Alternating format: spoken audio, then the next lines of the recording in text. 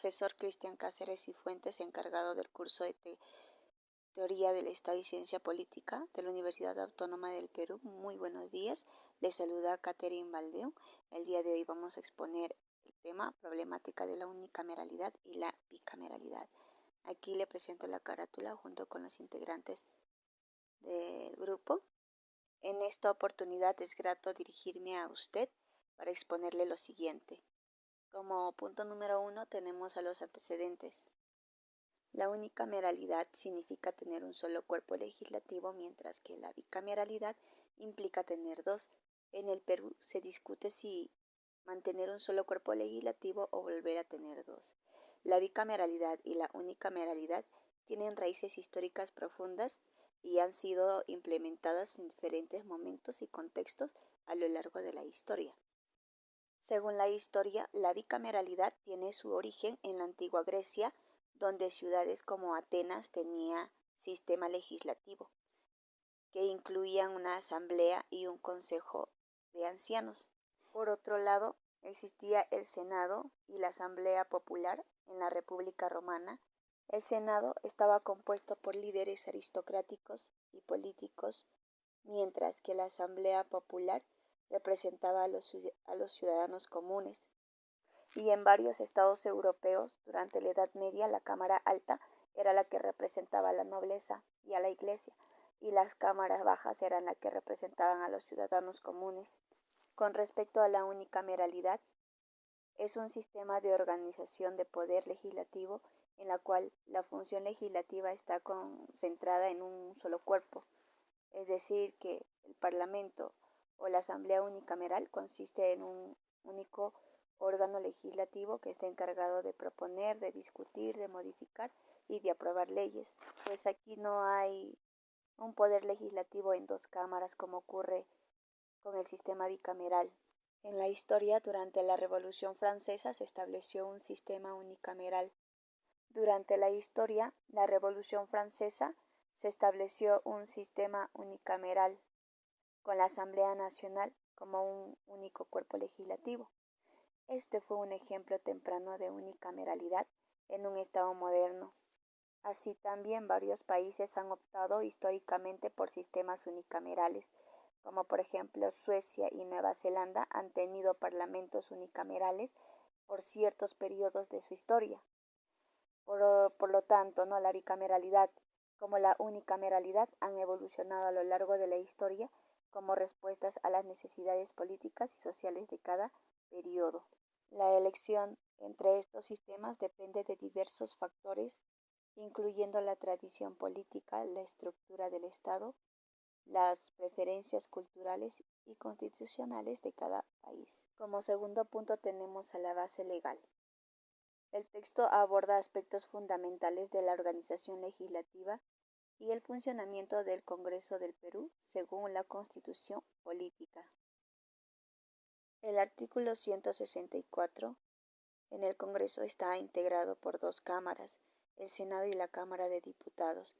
Durante su receso funciona la Comisión Permanente. La Constitución Política de la República en 1993, esta fue la cuarta y la última Carta Magna del Estado del siglo XX y que rige los destinos del Estado peruano hasta la actualidad. Bueno, las anteriores fueron la Constitución de 1920, la Constitución de 1933 y la Constitución de 1979. Según la función legislativa en el artículo 3, las leyes especiales se pueden crear por necesidad, pero no por diferencias personales. También nos muestra que la ley se deroga por otra ley o por sentencias que las declaren inconstitucionales.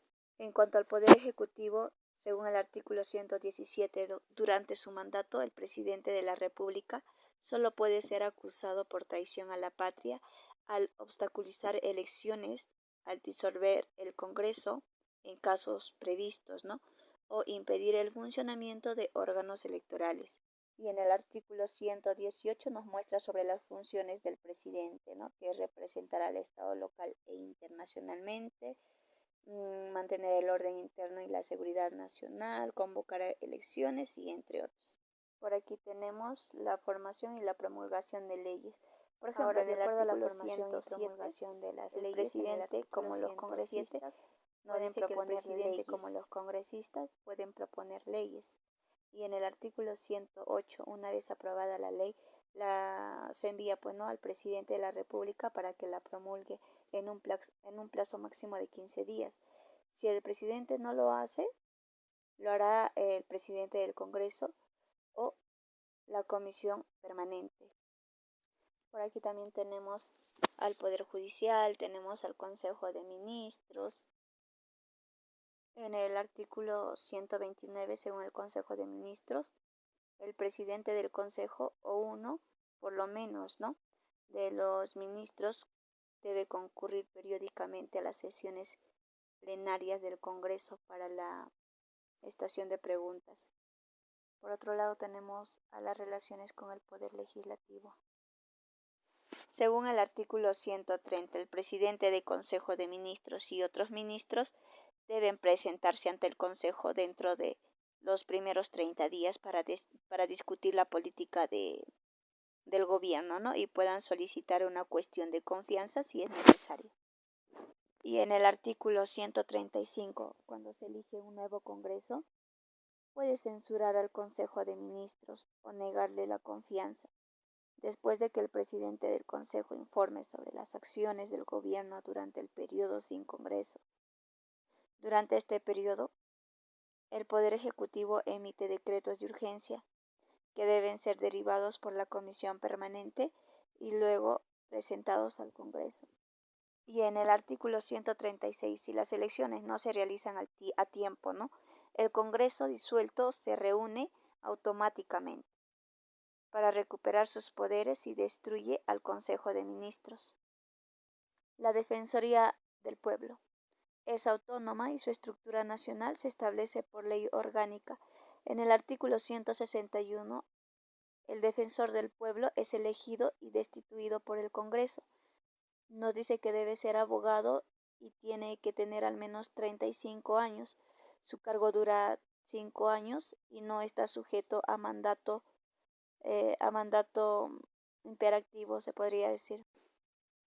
En el artículo 162, la Defensoría del Pueblo tiene la responsabilidad de defender los derechos constitucionales y fundamentales de la persona y la comunidad.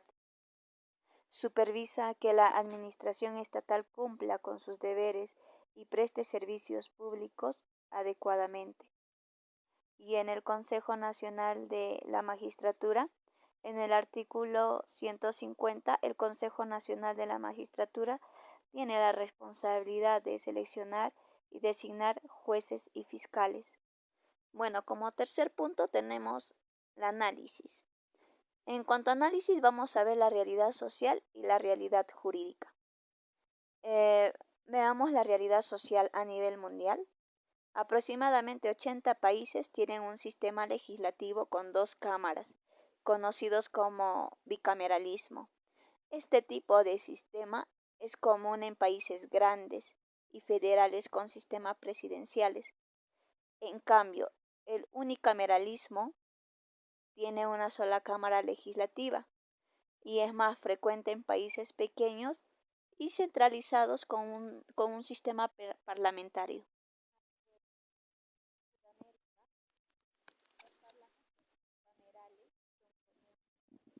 Buscando representar eficientemente diversas posiciones políticas. Por ejemplo, tenemos a Ecuador, Perú y Venezuela, que tienen un sistema bicameral. Por otro lado, tenemos la realidad jurídica. A nivel mundial, igual, ¿no? El sistema legislativo bicameral es predominante en mayormente 80 países. Este modelo se encuentra mayormente en estados federales y presidenciales de gran tamaño, donde las 2 cámaras, alta y baja, desempeñan roles específicos en el proceso legislativo. Por el contrario, el unicameralismo es más común en países pequeños y centralizados, donde una sola cámara maneja todas las funciones legislativas. En Sudamérica, los parlamentos bicamerales se componen de 2 cámaras, comúnmente conocidos como Cámara Alta, Cámara Baja, ¿no? O si no, también lo conocen como Senado y Cámara de Diputados. Bueno, cada una tiene roles específicos, ¿no? La Cámara Alta generalmente se encarga de nombramientos de autoridades y actúa como jurados en acusaciones realizadas por la Cámara Baja. Históricamente en el Perú se ha experimentado tanto un sistema unicameral como el sistema bicameral. La Constitución de 1867 estableció un Congreso unicameral que duró solo 4 meses.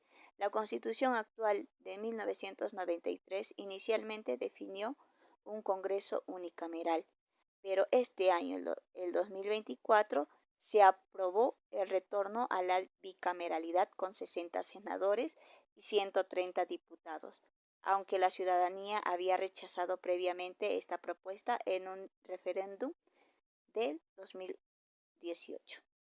Pues aquí tenemos un cuadro donde explicamos las ventajas y desventajas de la unicameralidad y la bicameralidad. Por ejemplo, las ventajas de la unicameralidad: es eficiente, rápida en cuanto a la toma de decisiones, tiene un menor costo operativo, mayor representación directa de la voluntad popular.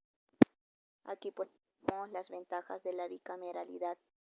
Tiene una representación equilibrada de diferentes intereses y regiones, mayor control y equilibrio entre poderes legislativos, menor influencia del poder ejecutivo sobre la legislación.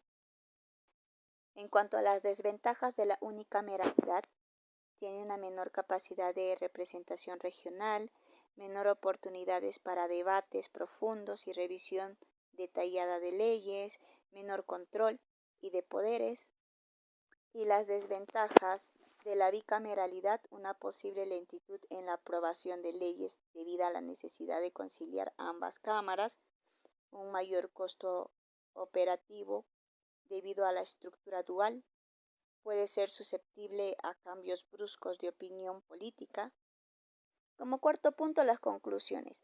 La bicameralidad ofrece una mejor representación regional y un mayor control de poderes, aunque a costa de ser potencialmente más lenta, ¿no? A comparación de la unicameralidad, que es más eficiente y ágil, pero carece de la fiscalización de equilibrios. Como quinto punto tenemos a las recomendaciones. La unicameralidad podemos recomendar establecer mecanismos robustos sobre controles y equilibrio. No, esto incluye fortalecer la participación ciudadana, la consulta pública para asegurar una representación amplia y diversa de intereses en el proceso legislativo. Se recomienda también el fortalecimiento del bicameralismo en términos de representación, en términos de equilibrio de poderes y calidad de la legislación.